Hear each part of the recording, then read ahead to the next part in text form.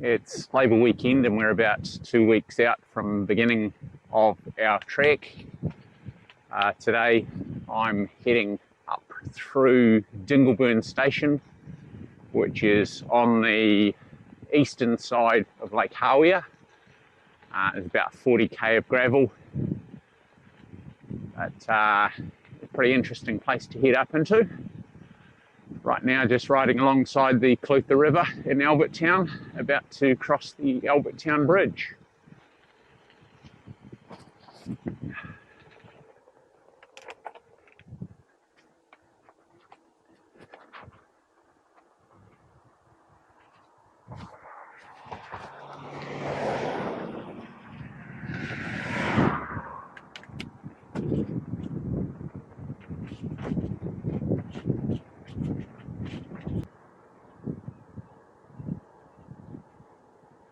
There's certainly some pretty long straight roads in between the hills and mountains down this way. Down here I will be crossing over the Hawea River. Runs out of Lake Hawea and down into the Clutha just in Albertown there. It's controlled by floodgates at Lake Hawea, and with that flow control down here they have a surf break in the river that people come in either surf on or kayak on, and people tend to get alerts from the I think it's the Otago Regional Council who control the floodgates as to what the size of the wave will be down here at Camp Hill Bridge, which is right ahead of me here. So hopefully we can get a view to the surf break, but I don't think there'll be anyone on it at this time of the morning at 4 degrees. Let's have a look. It's also not that big this morning, but I'll be riding back along that river later on today.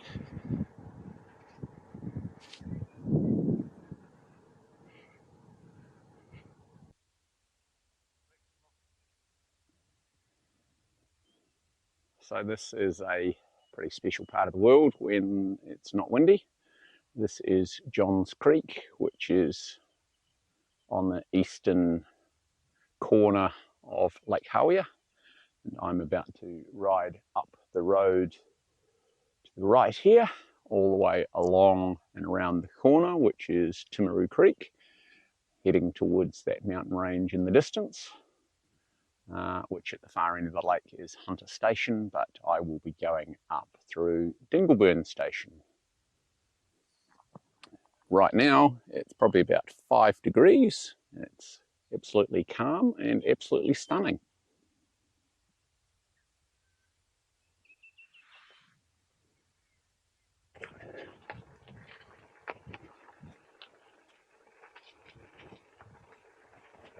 Moving on down the gravel. Oh, hell. A few sandflies about. So the closer you get to the Haas Pass in the west coast, the more sandflies you get. And they're evil little buggers too. From the signage here, you can see that we are passing through Lake Hawea Station. It's located on the southeastern corner of Lake Hawea. It's owned by Jeff Ross and his wife, and Jeff Ross is infamous for taking 42 Below vodka to great heights and absolutely crashing Moa Brewing. Now he owns this farm and manages to divide people on his farming methods, and I suspect the biggest issue that most farmers has is that he's touting these amazing new ways to farm, but most farmers don't have the luxury of 160 million to make mistakes. Hello, lamb.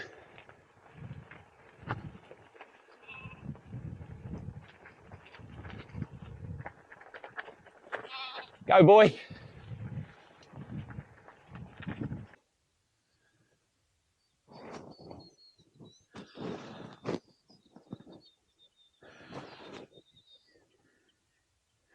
May as well soak in the view while there is no wind and I have no cars.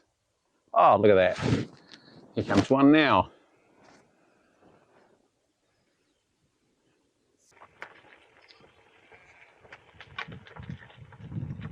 And up the hill, round the corner we come, and into Dingleburn Station.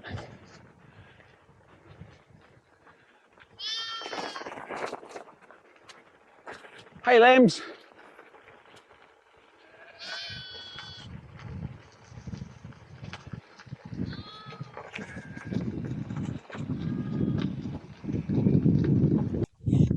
So I've come to a point up in Dingleburn Station of which there is no unauthorised vehicles past this point, which generally means you don't get much public traffic up here. It does seem to be a very arbitrary point. It's kind of in the middle of nowhere. I'm sure it's probably historic or something like that. I don't know why you just wouldn't turn people around at the entrance. But there's probably a walking track around here somewhere or something like that. But yeah, it means that from this point on you don't generally get a lot of traffic. But there is also very little traffic on this road at the moment because I've been through about 3 or 4 gates because of lambing season. So while vehicles are allowed up here, I suspect they are generally discouraged. Off to the west of here, you can see mountains through a gap. That is the Neck, which is a strip of land between Lake Hawea and Lake Wanaka. And yeah, very narrow bit of land that I imagine at one point was flooded through, but is now not. And the highway from Haast comes through there. But we're going to carry on up through here around the corner, and at some point we get to some cliffs and some very narrow road, which is quite spectacular. So we'll carry on.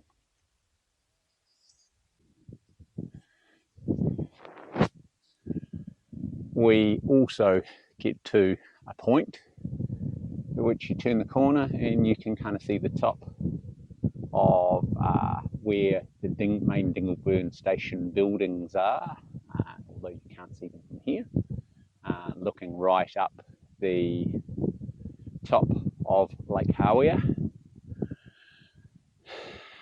round along Hunter Station, which runs all along the foreshore to the north. And we've gone far enough that we can't actually see Hawea Township anymore. But the state highway runs right along that western bank of Lake Hawea through the Neck there. And right back around, you can see the road following those cliffs that look like it is quite a feat of engineering at some point. We'll go along there and have a look.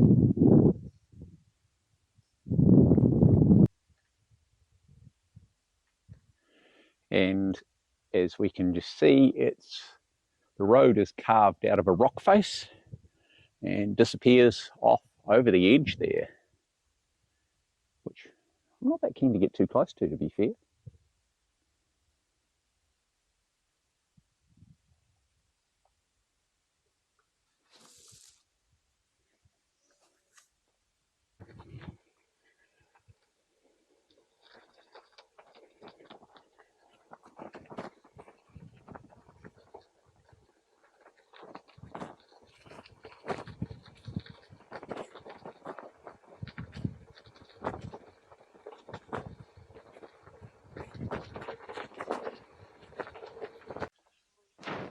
then you eventually come to the end of the road for access,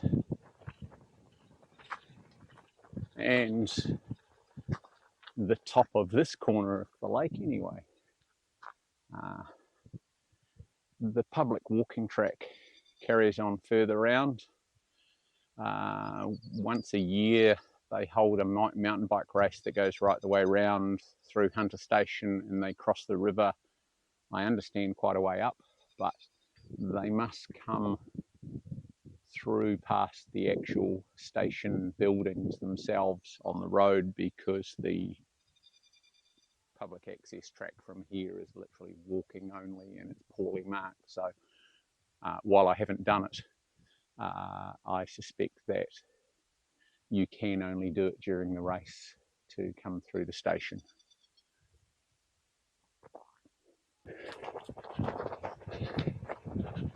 After a BYO lunch, since there's nothing in the way of convenience stores at the top of Dingleburn Station, I sat and had my honey sandwich, and now I am heading back down this track back towards Lake Hawea Township itself.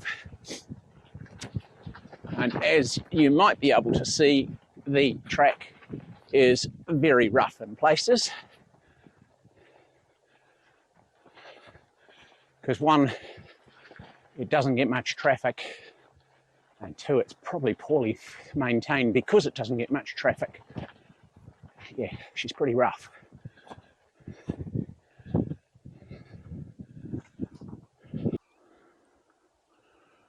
Back at Timaru Creek, where it enters Lake Hawea, and looking down the lake towards Hawea Township, it's still looking pretty calm down there, but there's definitely a breeze getting up on the northern reaches of the lake.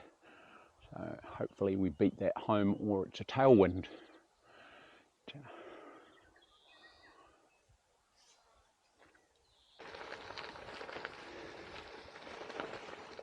Just finishing the Dingleburn Road and coming back to Johns Creek.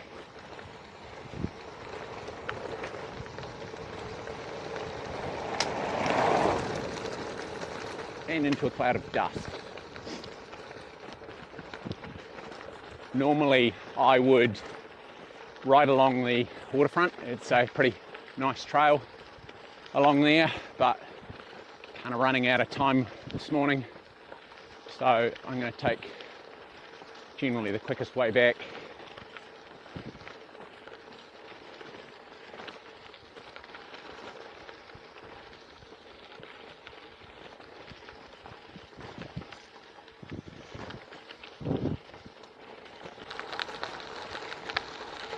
Just entering the Lake Hawea river track below the dam and floodgates. They must divert a little bit of the water into this canal, in that sometimes it's got water in it and sometimes it does not.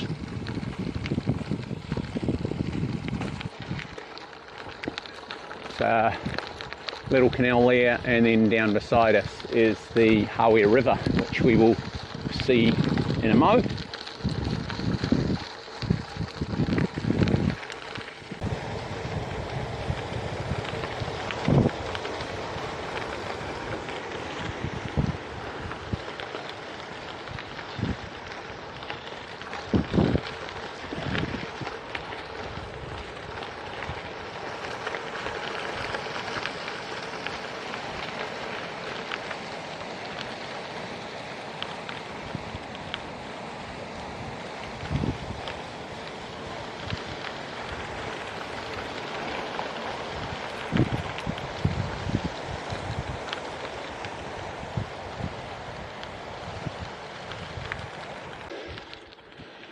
Just following the Hawea River down to where it meets the Clutha.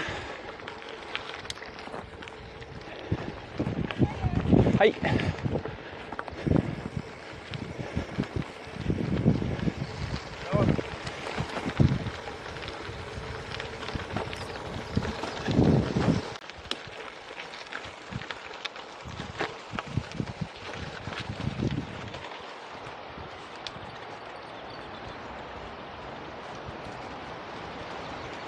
I'm back at the Hawea Bridge.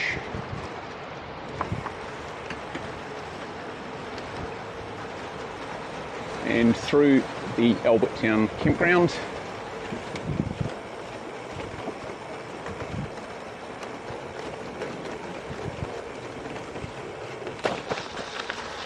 And smash it home.